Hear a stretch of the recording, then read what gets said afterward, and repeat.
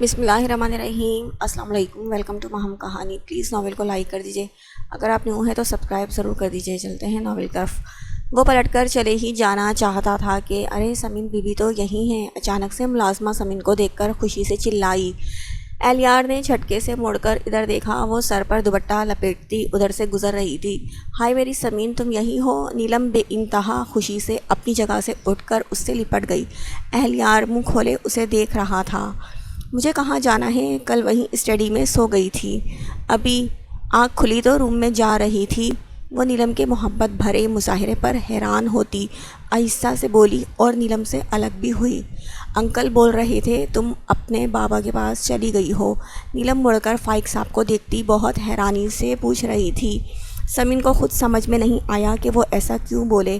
رات اس کے پاس آئے اور اسے روتے دیکھ کر بس اتنا کہا، وہ جا کر اسٹڈی کے ساتھ ملک روم میں جا کر سو جائے تو وہ ان کے حکم پر چلی گئی تھی۔ اب بھابھی یہ کیا سنا رہی تھی؟ نہیں، بابا کے پاس کیسے جا سکتی ہوں؟ وہ کہاں ہے مجھے تو پتہ بھی نہیں۔ وہ نیلم کو معصومیت سے بتا کر سب کی طرف دیکھنے لگی۔ چپ سے کھڑے اہلیار نے فائق صاحب کی طرف دیکھا، وہ اس کے دیکھنے پر بس مسکرائے تھے۔ وہ سمجھ نہیں پا رہا تھا کہ انہوں نے ایسا سنگین مذاق اس کے ساتھ کیوں کیا۔ شاید وہ اسے جتانا چاہتے تھے کہ وہ ایسا کر سکتے ہیں اگر آئندہ اس نے سمین کے ساتھ ایسا کیا، مگر انہیں ایک دم سے سمین کا خیال کیسے ہو گیا؟ وہ الجھ سا گیا۔ فائق، تم سے ایسے مذاق کی مجھے امید نہیں تھی۔ بڑی ماں نے نرمی سے بول کر ان کی شکل دیکھی۔ سوری آپا، بس یوں ہی کہہ دیا تھا۔ وہ ہلکے سے مسکرا کر اپنی جگہ سے اٹھ کھڑے ہوئے۔ ایک نگاہ تیوری چڑھائے نگار کو دیکھا اور ابھی تک حیران پریشان اہلیار کو، میں آفس میں تمہارا ویٹ کروں گا، جلدی سے پہنچنا۔ شفقت بھری مسکراہٹ سے اسے دیکھتے ہوئے وہ اپنا کوٹ اٹھا کر وہاں سے نکل گئے۔ بھابھی میں فریش ہو کر آتی ہوں۔ ان کے جاتے ہی سمین بھی نیلم سے کہہ کر تیزی سے مڑ کر اپنے روم کی طرف جا چکی تھی۔ اب اسے اہلیار کو کوئی موقع نہیں دینا تھا کہ وہ اس سے صفائیاں پیش کرے یا پھر سے اسے اپنی محبت سے پھنسا لے۔ سمین اپنے روم میں آ کر ڈور لاک کر کے وہ سیدھے بیڈ پر گری تھی۔ نیند تھی کہ اب بھی آ رہی تھی اور رات جو روئی تھی، سر بھی بھاری ہو رہا تھا۔ اپنے دل و دماغ سے اہلیار کا خیال بھی جھٹک کر اس نے آنکھیں بند کر لیں اور اس میں وہ کامیاب ہو بھی گئی۔ کچھ ہی پلوں میں وہ ساری تلخ سوچوں سے غافل ہو کر سو چکی تھی۔ وہ دونوں ایسے ہی کھوئے رہتے کہ ہیل کی ٹک ٹک کچن کے پاس ہی سن کر دونوں جیسے ہوش میں آئے تھے، کوئی آ رہا ہے ادھر۔ اہلیار نے اس کے کان میں کہہ کر سمین کو پھرتی سے لے کر وہیں میز کے پیچھے بیٹھا تھا۔ ٹک ٹک ابھی نزدیک آ رہی تھی، سینڈل سے لگ رہا تھا نگار تھی، مگر وہ آتی ہی کچن میں کیا کرنے والی تھی؟ سمین نے گھبرا کر اہلیار کا بازو پکڑا۔ اس نے بس اس کے ہاتھ کو تھپک کر تسلی دی تھی۔ سمین نے آ کر اہلیار کا اور پھر اس کو بھی تنقید کرنی تھی۔ آنے والی واقعی نگار تھی۔ کچن کی لائٹس کے سوئچ بورڈ کہاں تھے یہ بھی انہیں پتہ نہیں تھا۔ وہ کبھی کچن میں جھانکی بھی نہیں تھی، اس لیے سوئچ ڈھونڈ کر لائٹ جلانے کے بجائے انہوں نے اپنا موبائل آن کیا۔ چاروں طرف لائٹس مار کر وہ فریزر کی طرف آ گئیں۔ گلاس میں پانی بھر کر انہوں نے پانی پیا تھا۔ ادھر سمین اہلیار کا بازو پوری طاقت سے جکڑ کر آنکھیں بند کیے ان کے جانے کی دعا کر رہی تھی۔ تم یہاں کیا کر رہی ہو؟ اللہ! اہلیار نے اپنا سر پکڑ لیا۔ اب ڈیڈ کو بھی یہیں آنا تھا۔ بے چارگی سے سمین کی طرف دیکھا، وہی ڈر اور بے چارہ پن وہاں بھی چھایا تھا۔ پانی پینے آئی تھی، آپ جاگ رہے ہیں اب تک؟ نگار گلاس رکھ کر لاپرواہی سے بولی۔ یہ پارٹی سے آنے کا کون سا وقت ہے؟ فائق صاحب نے گھڑی دیکھی جو آدھی رات گزرنے کا بتا رہی تھی۔ اب یہ لوگ یہیں لڑیں گے بھی؟ سمین نے اس کے کان میں گھس کر پریشانی سے سرگوشی کی۔ وہ جو کریں تم بس چپ رہو، اہلیار آہستہ سے گھرک کر بولا تو سمین نے تپ کر اس کے بازو پر چٹکی کاٹی۔ وہ بس لب بھینچ کر اسے گھور کر رہ گیا۔ میرے آنے کا یہی وقت ہے، اگر ایسا ہی برا لگ رہا تھا تو میرے ساتھ چلتے، مگر تمہیں تو اپنی بیٹی کے لیے اور بھی پلاننگ کی ضرورت تھی۔ آج کل نگار کا رویہ ان کے ساتھ ایسا ہی ہو گیا تھا، ہر بات میں وہ سمین کو کھینچ لاتی۔ اچھا، کچھ ویسی پلاننگ جیسی تم نے کی تھی؟ فائق صاحب کا لہجہ خود بخود کاٹدار ہو گیا۔ تم کہنا کیا چاہتے ہو؟ وہ بری طرح سے بھڑکی۔ سمین نے پہلی بار ان کی لڑائی دیکھی تھی، مگر اہلیار ان کے اس پہلو کو جانتا تھا، وہ جو بچپن سے دیکھ رہا تھا، جس سے نگار اور فائق انجان تھے اور گھر والے بھی، مگر وہ سب سمجھتا تھا کہ ممی ڈیڈی کیسے ایک دوسرے کے ساتھ ہمیشہ ایسے ہی بیہیو کرتے تھے۔ اس نے اپنے جبڑے بھینچے۔ میں جو کہنا چاہتا ہوں وہ تم سمجھ بھی نہیں سکتی نگار، بٹ میں گھر پر اب کوئی تماشا نہیں چاہتا، اسی لیے تمہیں وارن کرنا چاہتا ہوں کہ ایلی اور سمین والا میٹر کلوز ہو چکا ہے، تو تم بھی بات بات پر جاہلانہ عورتوں والا ایٹیٹیوڈ دکھانا بند کر دو۔ فائق صاحب کی آواز بہت سخت تھی۔ یہ میٹر اب کلوز ہوگا ہی نہیں مسٹر فائق معین علی، جب تک سمین میرے بیٹے سے جڑی ہوئی ہے۔ انہیں الگ کر دو، میں چپ ہو جاؤں گی۔ ان کی سرد آواز پر اہلیار نے سمین کا چہرہ دیکھا، وہ بس پھیکا سا مسکرائی۔ ممی کی نفرت اہلیار کے دل میں پھر سے جیسے شاید مان ٹوٹنے کی کرچیاں، جو بہت پہلے ہی چیخ کر ٹوٹتی، ہر بار اسے زخمی کرتی رہتی تھی۔ میں پہلے بھی کہہ چکا ہوں، سمین ہمیشہ اہلیار سے جڑی رہے گی، وہ چاہے یا نہ چاہے۔ سمین اس کی بیوی ہے اور رہے گی، انہوں نے قطعیت سے کہہ کر بات ختم کرنی چاہی۔ تم نے ایسا کیا ہے، ورنہ اہلیار کو کیا پڑی تھی تمہاری بیٹی سے نکاح کرنے کی، اسے بیوی بنانے کی؟ سمین ان کی غلط فہمی پر بس طنز سے مسکرائی۔ اسے اہلیار کی بیوی بنایا کس وجہ سے اور بنایا کیوں، یہ تم تو کیا تمہارے فرشتے بھی نہیں جان سکتے۔ انہوں نے اس بار ان کی دکھتی رگ پر ہاتھ رکھ دیا۔ یہی تو جاننا چاہتی ہوں میں، زین نے مجھ سے بے وفائی کیوں کی؟ وہ مجھ سے سب چھپا کر؟ ایک منٹ نگار، انہوں نے ایک دم سے انہیں ٹوک دیا۔ زین نے تم سے کبھی محبت کی ہی نہیں، تو بے وفائی کیسی؟ ان کا مذاق اڑاتا لہجہ۔ نگار کی آنکھوں میں خون اترا تھا۔ یاد کرو نگار، اس نے کب تم سے محبت کی تھی؟ نہ تب جب تم اس کی منگیتر تھی، نہ تب جب تم اس کی زبردستی بیوی بن گئی۔ وہ صرف ایک لڑکی سے محبت نہیں، عشق کرتا تھا، اور مرتے دم تک بس اس سے ہی عشق کرتا ہوا اس دنیا سے گیا۔ اور وہ لڑکی کون تھی؟ میری بیوی، میری بیٹی کی ماں نوشین۔ ان کی آنکھوں میں آنکھیں ڈال کر انہوں نے ان کے کانوں میں سیسا انڈیلا تھا۔ یہی تو وہ راز تھا جو ان کی نفرت کا سبب تھا۔ اہلیار وہاں بیٹھے بیٹھے جیسے مجسمہ ہو گیا۔ آج سمجھ میں آیا ممی سمین سے اتنی نفرت کیوں کرتی ہے۔ وہ ان کی بس سوتیلی بیٹی نہیں، ان کی محبت کی کہانی کا وہ کردار تھی جس کا دکھ انہیں پتھر بنا چکا تھا۔ خود سمین بھی ہونک سا بنی ہوئی سب سن رہی تھی۔ نگار، تم کبھی بھی وہ حاصل نہیں کر سکتی جو تمہارا کبھی تھا ہی نہیں۔ اب بھی وقت ہے نگار، اب سنبھل جاؤ۔ اس بار معاملہ زین کا نہیں، تمہارے اپنے بیٹے اہلیار کا ہے نگار۔ وہ نگار کی سرخ آنکھوں میں دیکھتے ہوئے دھیمے لہجے میں بول رہے تھے۔ مجھے کوئی اعتراض نہیں، وہ جہاں چاہے جب چاہے شادی کر لے، اس طرح تمہیں بھی سکون مل جائے گا، بٹ اب مجھے گھر میں کوئی بھی جنگ نہیں چاہیے۔ مجھے بالکل نہیں پسند گھر کی بات باہر اچھالی جائے۔ اہلیار کی شادی ہو جانے دو، میں سمین کو مبین کے پاس بھیج دوں گا، وہ وہاں خوش، تم دونوں یہاں خوش۔ وہ جیسے سب پلان کر کے بیٹھے تھے، اب انہیں نگار کو کیسے رام کرنا تھا، اور اس بار نگار کو بھی ان کی بات درست لگی۔ اہلیار نے چپکے سے سمین کی طرف دیکھا، وہ بس چپ کر کے سر جھکا کر سب سن رہی تھی۔ ٹھیک ہے، میں اہلیار سے بات کروں گی، وہ جلد سے جلد اس لڑکی سے شادی کر لے۔ اف، یہ عورت! سمین کا دل کہا ان کا منہ نوچ لے۔ ایز یو لائک، لیکن مجھے سمین کے ساتھ تمہارا یہ برتاؤ نہیں چاہیے۔ وہ تحمل سے انہیں دیکھ رہے تھے۔ پتہ ہے فائق، مجھے کیوں لگتا ہے کہ تم اپنی بیٹی سے نفرت کا دکھاوا کرتے ہو۔ تم اس سے جو اتنی لاتعلقی دکھاتے ہو وہ ہے نہیں، اس میں بھی کوئی راز چھپا ہے۔ انہوں نے بہت غور سے انہیں جانچنا چاہا، مگر ان کے چہرے پر ایک شکن تک نہیں آئی۔ تم جو سمجھو، گڈ نائٹ، وہ بول کر کچن سے نکل گئے۔ جس دن بھی مجھے پتہ چلا کہ یہ سب ڈرامہ تھا فائق، اس دن انہوں نے پوری بات نہیں کی، اپنا کلچ اٹھا کر وہ بھی کچن سے نکلی تھیں۔ اہلیار نے ان دونوں کے جانے کا یقین کرنے کے بعد ہی میز سے ہٹ کر اٹھ کر کھڑا ہو گیا، ہاتھ بڑھا کر سمین کو بھی اٹھایا۔ یا اللہ، کیسی مصیبت میں پھنس گئے تھے۔ گردن میں درد ہونے لگا۔ وہ گہری گہری سانس لے کر اپنی گردن کو دبا کر اہلیار کو دیکھنے لگی۔ وہ کافی الجھا سا لگ رہا تھا۔ سمین سمجھ سکتی تھی کچھ باتیں ایسی تھی کہ وہ پریشان اور دکھی ہو جاتا۔ پیار سے اس کے کاندھے پر اپنا ہاتھ رکھا۔ اہلیار نے چونک کر اسے دیکھا۔ میں ٹھیک ہوں، کچھ نیا نہیں تھا میرے لیے یہ سب۔ اس نے مسکرا کر سمین کا وہی ہاتھ تھام لیا۔ ہاں، نئی بس دلہن آئی کی، وہ منہ بنا کر چپ ہو گئی۔ Shut up, don't say anything about this matter. یار میں تھک گیا ہوں اس بیہودہ موضوع سے، پلیز تم شروع مت ہو جانا۔ وہ اس بار واقعی چڑھ کر بہت ہی جھنجھلایا ہوا اسے ٹوک گیا۔ بار بار یہی ایک بات، نہ جانے ممی ڈیڈ کو کیا پڑ گئی ہے، دونوں ہی ایک الگ کھچڑی پکا رہے تھے، کون صحیح کون غلط۔ وہ پریشان ہو گیا تھا۔ آئی ڈونٹ کیئر، مجھے تو بس یہ خوشی ہے کہ تمہاری شادی کے بعد میں اپنے بابا کے پاس چلی جاؤں گی۔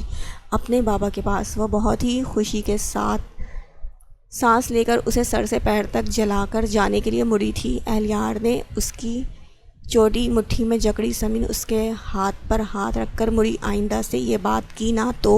وہ اس کے بال جکڑ کر اس کا چہرہ اپنے قریب کر چکا تھا۔ کیا کر لو گے تم؟ اس نے ناک چڑھائی۔ اتنی محبت دوں گا کہ کبھی مجھ سے جدا ہونے کے بعد سانس بھی نہیں لے پاؤ گی۔ سمین کے لب مسکرا اٹھے اس کی دھمکی پر۔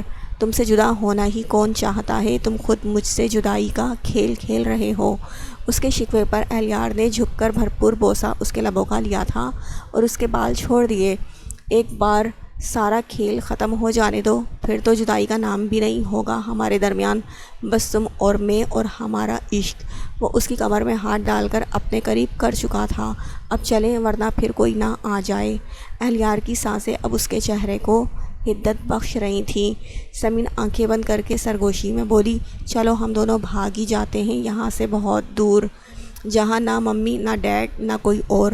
وہ جیسے اب تھک گیا تھا یا سمین سے جدا ہونا منظور نہیں تھا۔ یہ ڈسکشن روم میں چل کر بھی کر سکتے ہیں۔ اپنا آپ چھڑا کر اس کا بازو تھاما۔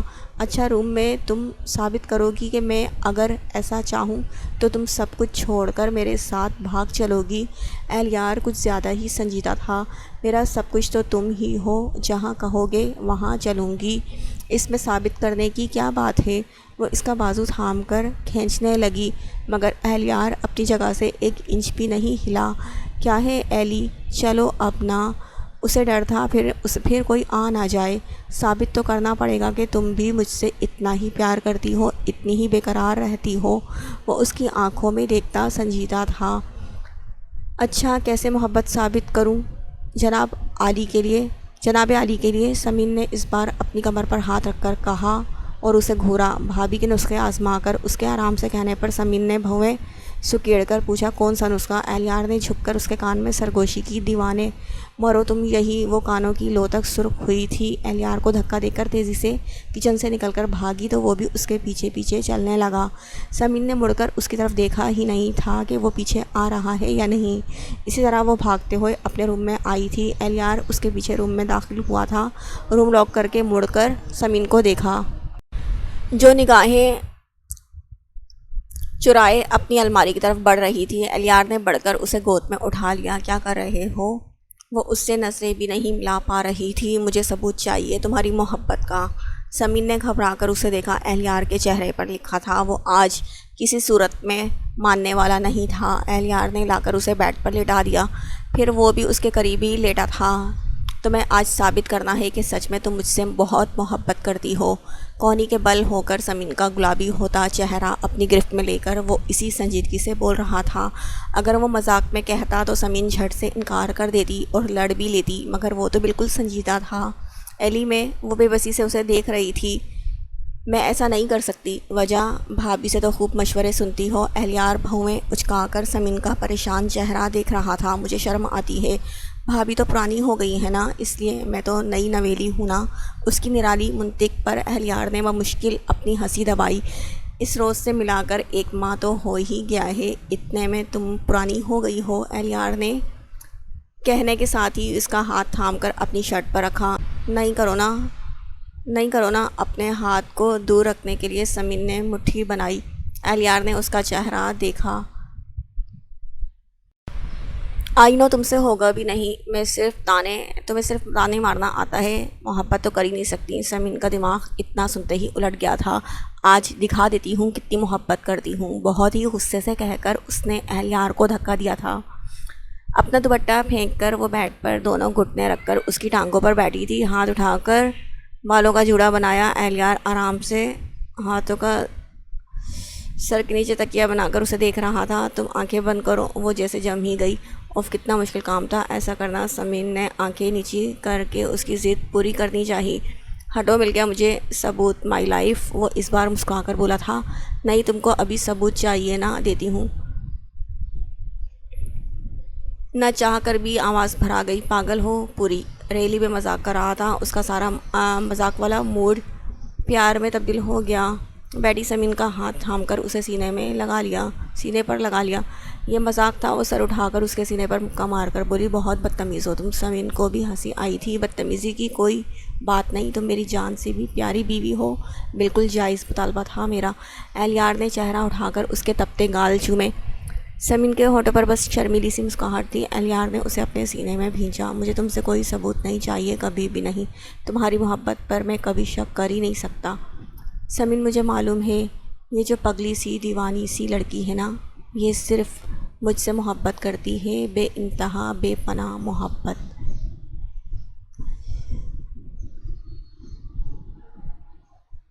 اس کی بات پر سمین کے کانوں میں جیسے اس کی بات رس گھول رہی تھی۔ ایلی مجھے بھی ایک تم پر ہی یقین ہے، آج سے وعدہ کرتی ہوں کبھی تم سے بدگمان نہیں ہونا ہے، بس تم پر اعتبار ہے اور بس تم سے پیار کرنا ہے۔ وہ کہہ کر جھکی تھی، بڑی عقیدت سے اس کی پیشانی پھر دونوں آنکھیں چومی۔ اہلیار کے ہونٹ مسکراتے ہوئے اپنے دل میں اترتے سکون کے احساس کو محسوس کر رہے تھے۔ کچن میں ہوئی ممی اور ڈیڈ کے بیچ کی ساری تلخ کلامی اس کے دماغ سے محو ہو گئی تھی۔ سچ تھا، سمین کا پیار اسے سب بھلا دیتا تھا، ساری مشکلیں، ساری تلخیاں، وہ اب بھی فرط مسرت سے اس کے چہرے کو چھو رہی تھی۔ میری زندگی ہو تم، میری سب کچھ، میرا دل، میری روح، میرا جسم، سب تم ہو۔ وہ دولہانہ محبت سے اسے دیکھتا جھکا تھا۔ سمین کے پورے چہرے پر اپنی محبت کی مہر کی چھاپ چھوڑی تھی۔ وہ اب بھی آنکھیں بند کیے ہوئے اہلیار کا چہرہ اٹھایا تو آنکھیں کھول کر اسے دیکھا۔ آگے کچھ کروں؟ سمین سے شرارت سے پوچھا۔ بس زیادہ مت پھیلو، بول کر اسے خود کے اوپر سے دھکیلا۔ اہلیار ہنس کر اس پر سے ہٹ کر بیڈ سے اتر گیا۔ الارم آف کر کے موبائل دوبارہ اپنی جگہ پر رکھا۔ سمین کا سر اپنے بازو سے ہٹا کر بڑی احتیاط سے تکیے پر رکھ کر اس کا ہاتھ بھی آہستہ سے اپنی کمر سے ہٹایا۔ کلائی میں چوڑیوں کا شور بڑا ہی بھلا لگا تھا۔ اہلیار نے محبت سے اس کی کلائی چومی اور پھر ہاتھ سمین کے پیٹ پر رکھ کر سوئی ہوئی قیامت کو دیکھا۔ ایسی حسین بیوی ہو تو انسان سارے کام کاج چھوڑ کر بس اس کے قدموں میں بیٹھا رہے۔ دل میں سوچ کر جھک کر اس کی پیشانی لبوں سے چھوئی، پھر آہستہ سے وہ بیڈ سے اترا تھا۔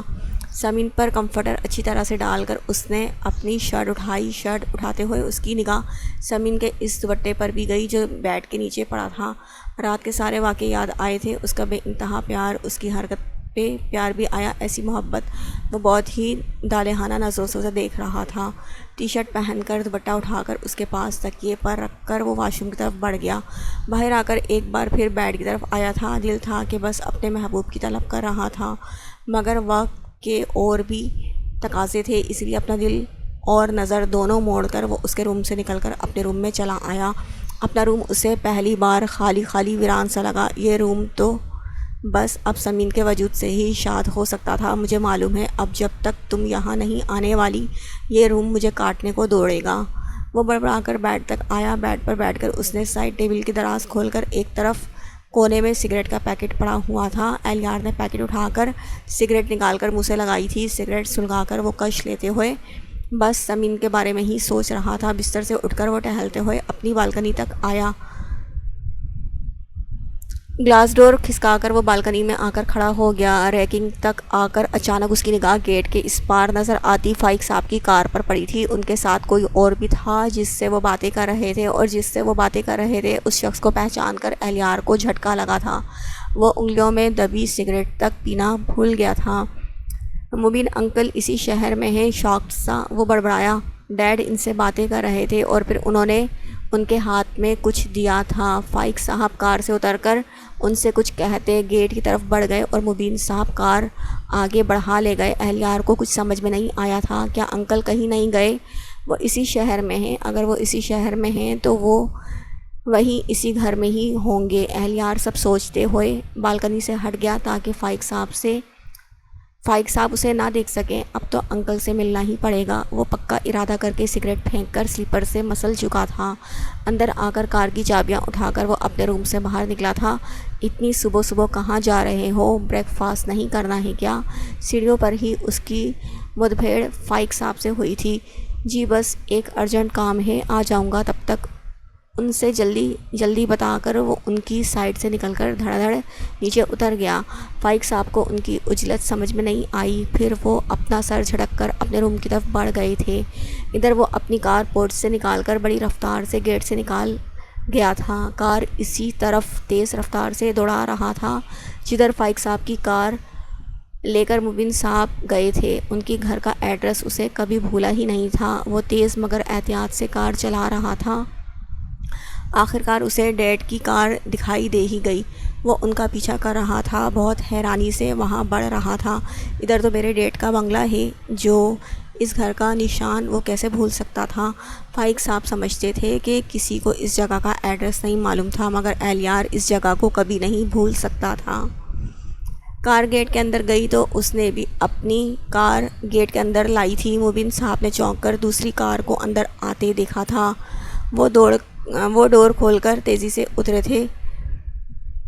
اہلیار بھی تیزی سے دروازہ کھول کر اترا۔ مبین صاحب نے اہلیار کو گہری سانس لے کر دیکھا، پھر وہ خود کو اس کے سوالات کے لیے تیار کر چکے تھے۔ وہ کار کا ڈور بند کرتے ہوئے ان کی طرف بڑھا۔ وہ بس پھیکا سا مسکرائے تھے۔ نگار اپنے آفس کے لیے تیار ہو کر ڈائننگ روم میں آئی تو بری طرح سے ٹھٹکی تھی۔ پھر سے پورا خاندان ٹیبل کے اطراف میں جمع تھا، ہمیشہ کی طرح۔ آپا کی پوری فیملی، فائق اور ان کی سب سے بڑی دشمن سمین بھی۔ بس ہو گیا سکون غارت۔ ان کا حلق تک کڑوا ہو گیا۔ رات کی ہوئی فائق کی ساری بات یاد آئی تو اپنے چہرے پر سارے احساس مٹا کر وہ ٹیبل تک آ گئی۔ اب انہیں اس لڑکی سے کوئی تعلق رکھنا ہی نہیں تھا، اسی لیے کیوں اپنا دماغ خراب کریں وہ۔ گڈ مارننگ، وہ نزاکت سے کہہ کر کرسی کھینچ کر بیٹھ گئیں۔ السلام علیکم، ٹوسٹ پر بٹر لگاتے ہوئے فائق صاحب سنجیدگی سے بولے۔ سمین نے فوراً نیلم کی طرف دیکھا۔ دونوں نے اپنی اپنی مسکراہٹ چھپائی، البتہ بڑی ماں اور ثاقب خاموشی سے ناشتے میں لگے ہوئے تھے۔ ایلی نہیں آیا آپا؟ انہوں نے فائق صاحب کے سلام کو نظر انداز کرتے ہوئے بڑی ماں سے پوچھا۔ اسے کوئی ضروری کام تھا، وہ باہر گیا ہوا ہے، بڑی ماں کے بجائے فائق صاحب نے جواب دیا تھا۔ نگار نے بس کاندھے اچکا لیے، پھر جوس کا بھرا جگ اپنی طرف کھسکا کر اپنے لیے گلاس میں انڈیلا۔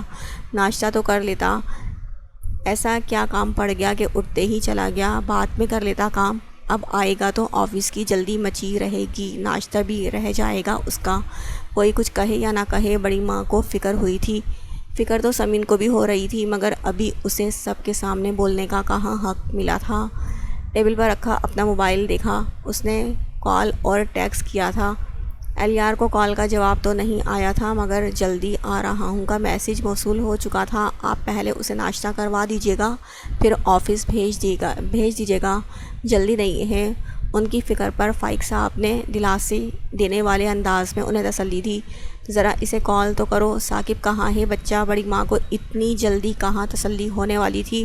آپا بچہ نہیں ہے ایلی، اب بچوں کی طرح ٹریٹ کرنا اسے چھوڑ دیں۔ اچھا برا اپنا سمجھتا ہے وہ۔ نگار کو برداشت نہیں ہوا، اہلیار کے لیے ان کی فکر ذرا سی بھی اچھی نہیں لگی تھی۔ سب کو ان کا لہجہ ناگوار گزرا۔ نگار آپا اس کی پھپھو کے ساتھ ساتھ ماں جیسی بھی ہیں، انہیں حق ہے اس کے بارے میں پوچھنے کا۔ فائق صاحب نے انہیں سنجیدگی سے ٹوک دیا۔ یہاں سب کو کچھ زیادہ ہی اہلیار کی ذاتیات میں دخل دینا اپنا حق لگتا ہے، وہ نخوت سے کہہ کر سر جھٹک کر اپنی پلیٹ سے آملیٹ کا ٹکڑا کانٹے کی مدد سے کھانے لگی۔ یہ اپنے آپ کو سمجھتی کیا ہے؟ سمین نے بالکل نیلم کے کان میں گھس کر سرگوشی کی، جو عادل کو ناشتہ کروا رہی تھی۔ برداشت کرو تم بھی، جیسے میں برداشت کر رہی ہوں۔ بڑی ماں اور ثاقب کی وجہ سے نیلم تو ہمیشہ سے نگار سے تپی ہوئی رہتی تھی۔ جھک کر سمین کے کان میں کہا، بہت مشکل ہے بھابھی، میری تو ساس بھی ہیں، یہ کیسے کٹے گی زندگی؟ چوری سے نگار کی طرف دیکھتے ہوئے کہا، اہلیار سے کہہ کر ماں تبدیل کروا دو۔ ان کے جل کر کہنے پر سمین نے ایک آہ بھری، کاش ایسا ہو سکتا۔ اس کی بات پر وہ ابھی کچھ اور گل افشانی کرتی کہ عاقب بول اٹھا، ماما ہم لیٹ ہو جائیں گے، جلدی سے یہ موٹے کو کھلا دیں، روز اس کی وجہ سے ڈرائیور انکل کو ویٹ کرنا پڑتا ہے۔ عاقب کی بات پر سب کے ہونٹوں پر مسکراہٹ آئی تھی، سوائے نگار کے۔ میں چاچو کی طرح بن رہا ہوں بدو۔ عادل کچھ زیادہ ہی اہلیار سے محبت کرتا تھا۔ فوراً چاچو کی طرح میں بنوں گا۔ عاقب لڑنے کے لیے تیار ہو گیا۔ اب تمہارے چاچو اتنے اچھے بھی نہیں کہ تم دونوں ان کے لیے لڑنے بیٹھ جاؤ۔ سب کی محبت پر وہ واقعی اس سے جلنے لگی تھی، مگر بولا بھی تو غلط وقت پر۔ سب کی نگاہ، یہاں تک کہ فائق صاحب بھی اس کی طرف دیکھنے لگے تھے۔ تمہیں بڑی خبر ہے بہنا، اس بار صرف کھانے کی طرف توجہ رکھے ہوئے ثاقب نے بھی شرارت سے اسے دیکھا۔ وہ میں اس سے جواب نہیں بنا تھا۔ بھابھی میں دونوں کو چھوڑ کر آؤں کار تک؟ سمین اب کے گھبرا کر کھڑی ہو گئی، کیونکہ نگار بڑی خونخوار نظروں سے اسے دیکھ رہی تھی، ان کے بیٹے کی شان میں جو گستاخی اس نے کر دی تھی۔ چاچی میں چل رہا ہوں۔ عاقب اپنی کرسی چھوڑ کر کھڑا ہو گیا۔ یہ چاچی نہیں ہے تمہاری الو، اب نیا جھگڑا، فائق صاحب نے دل میں سوچا۔ چاچو نے بولا ہے یہ چاچی ہیں تو یہ چاچی ہیں نانو، ان کے چاچو نے کہا تھا تو کیسے بھلا وہ پھپھو کہہ سکتے ہیں؟ کمر پر ہاتھ رکھ کر نگار کو بتایا۔ نگار سمین اہلیار کی بیوی ہے تو بچوں کی چاچی ہوئی نا۔ بڑی ماں کی بات پر نگار نے غصے سے سمین کی طرف دیکھا۔ وہ گھبرا کر عادل کو کرسی سے کھینچ کر اتار چکی تھی۔ ارے آرام سے نیلم، اس کی گھبراہٹ پر مسکرائی۔ جی آرام سے ہی لے جا رہی ہوں، وہ سادگی سے بول کر عاقب اور عادل کا ہاتھ پکڑ کر وہاں سے نکل آئی تھی۔ پھپھو ہی بولا کرو تم دونوں، کیا چاچی چاچی کی رٹ لگا کر رکھی ہے؟ باہر نکل کر وہ ان دونوں سے پیار بھری ڈانٹ سے بولی تھی۔ چاچو بولے اچھا رہنے دو۔ چاچو کا کول نہیں ہوا جیسے اقوال زری ہو گیا۔ وہ ٹوک کر ہنس دی، پھر بچوں کو جھک کر پیار کرتے ہوئے انہیں کار تک لائی تھی۔ کار میں ڈرائیور نظر نہیں آ رہا تھا۔ اب یہ ڈرائیور کہاں رہ گیا؟ وہ ادھر ادھر دیکھتے ہوئے جھلائی۔ ڈرائیور حاضر ہے میڈم، اس کے شانے پر پیچھے سے اہلیار نے ہاتھ مار کر شوخی سے کہا تھا۔ چاچو چاچو، بچے اس کا ہاتھ چھوڑ کر اہلیار سے لپٹ گئے۔ سمین نے تیزی سے پلٹ کر اس کی طرف دیکھا، وہ کھلا کھلا مسکرا رہا تھا۔ جھک کر عاقب کا گال چوما اور عادل کو بازوؤں میں اٹھا لیا۔ کہاں چلے گئے تھے؟ صبح صبح اتنی دیر سے انتظار کر رہی تھی۔ وہ اپنے دونوں ہاتھ باندھ کر پیار سے شکوہ کر رہی تھی۔ آج لگ رہی ہو بالکل بیوی جیسی۔ اس نے عادل کے گال چوم کر اسے چھیڑا۔ میں تمہاری بیوی ہی ہوں، لگنا کیا ہوتا ہے؟ سمین نے ناک چڑھا کر اس کی گود میں سوار عادل کا دایاں گال نوچا۔ چاچی مجھے نہیں پسند، وہ ہمیشہ کی طرح چڑا اور خفا ہو کر اہلیار کے گلے میں بازو ڈال کر اس کے گلے سے لپٹ گیا۔ سمین نے منہ ٹیڑھا کیا۔ چلو بیٹا تمہیں اسکول چھوڑ دیتا ہوں، اہلیار نے عاقب کے گال چھوتے ہوئے پیار سے کہا۔ ابھی تو آئے ہو، ناشتہ تو کر لو، وہ فکر مندی سے بولی تھی۔ اکیلے نہیں جا رہا ہوں، تم بھی چل رہی ہو، اپنی بھی پریکٹس ہو جائے گی۔ پچھلی سیٹ پر پرجوش سے عاقب کو بٹھا کر عادل کو بھی اس کے ساتھ بٹھاتے ہوئے ڈور بند کر کے سمین کی طرف دیکھا۔ کس چیز کی پریکٹس؟ سمین ناسمجھی سے بولی تھی۔ ممی اور ڈیڈ والی۔ اہلیار نے جھک کر اس کے کان میں سرگوشی کی۔ سمین ایک دم سے گلابی ہوئی تھی۔ بچے دیکھ رہے ہیں، کچھ تو خیال کرو جانم، ایسے حسین روپ نہ دکھاؤ کہ سارے لحاظ بھلا دوں۔ ڈور بند کرنے کے بہانے سے اس نے جھک کر اس کے گال چومے۔ بدتمیز، وہ تیزی سے دور ہٹی۔ ایک تو وہ لوگ لان میں تھے، اوپر سے کار میں بیٹھے بچے، وہ بس اسے گھور کر رہ گئی۔ چلو بیٹھو، بچوں کا اسکول لیٹ ہو جائے گا۔ اہلیار نے اس کا بازو کھینچا۔ پاگل ہو، سب گھر پر ہیں۔ سمین نے اپنا بازو چھڑانا چاہا۔ کچھ نہیں ہوتا، کسی کو معلوم نہیں ہوگا، میں گھر آ چکا ہوں، بڑی ماں کو کال کر کے بتا دوں گا، میں آفس چلا گیا ہوں۔ وہ سارے پروگرام سیٹ کر کے جیسے اسے لے جانے کے لیے ہی آیا تھا۔ نہیں میں نہیں جاؤں گی، تم بچوں کو چھوڑ آؤ واپس۔ سمین کو پھر بھی عجیب سا لگ رہا تھا، اپنا بازو چھڑانا چاہا۔ آرام سے مان ہی نہیں سکتی ہو تم، اس بار کہہ کر اس کی کمر میں ہاتھ ڈال کر اسے اٹھا لیا۔ اللہ ایلی مت کرو، مارے گھبراہٹ کے اس نے ہاتھ پیر مارے مگر سب بے سود۔ اسے اٹھا کر کار میں بٹھا کر ہی دم لیا تھا۔ چاچو چاچی کو گود میں کیوں لائے ہو؟ وہ ہماری طرح چھوٹی تو نہیں؟ اہلیار کار اسٹارٹ کر کے گیٹ سے نکالنے لگا جب عادل بول اٹھا۔ البتہ عاقب کچھ نہیں بولا تھا، بس اپنی چمکتی آنکھوں سے دونوں کو دیکھ رہا تھا۔ تمہاری چاچی کو نخرے کرنے کی بہت عادت ہے نا، اسی لیے انہیں اٹھا کر لانا پڑا ہے۔ پیار سے عادل کو جواب دے کر ناراض سمین کو بھی دیکھا تھا۔ اور ویسے بھی تمہاری چاچی چھوٹی سی بچی ہی تو ہیں، وہ مزے سے بچوں کو پٹی پڑھا رہا تھا۔ بچی نہیں ہوں میں، سمجھے تم؟ ایک زوردار ہاتھ اس نے اس کے بازو پر مارا تھا۔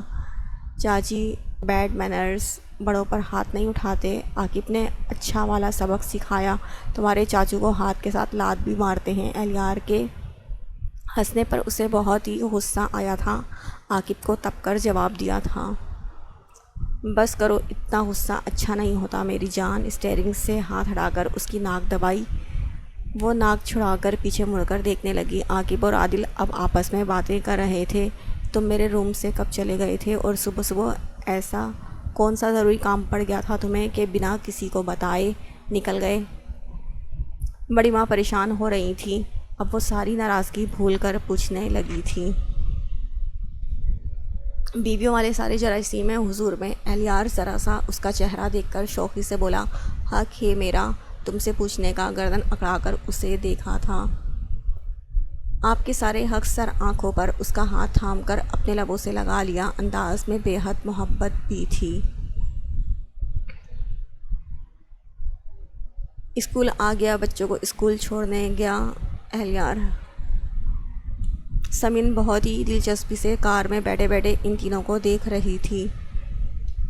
تم مجھے کہاں لے جا رہے ہو؟ جس سے تم کو مل کر خوشی ہو جائے گی بے حساب۔ اہلیار نے اس کے شوق تجسس کو ہوا دی، کس سے بولو نا، وہ بتانے پر آمادہ نہیں تھا۔ سمین چپ سی ہو گئی۔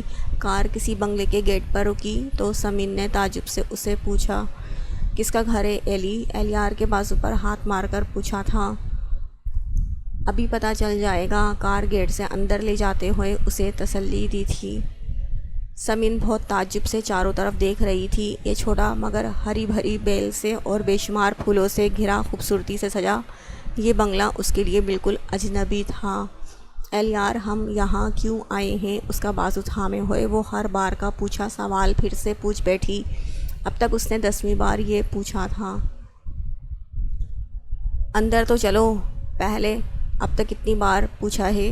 اور اس کے اپنے بازو جکڑے ہاتھ کو اپنے ہاتھوں میں جکڑ کر وہ مسکرایا تھا۔ اگر بتا دو گے تو کیا قیامت آ جائے گی؟ سمین نے ناراضگی سے ساتھ چلتے اہلیار کو گھورا تھا۔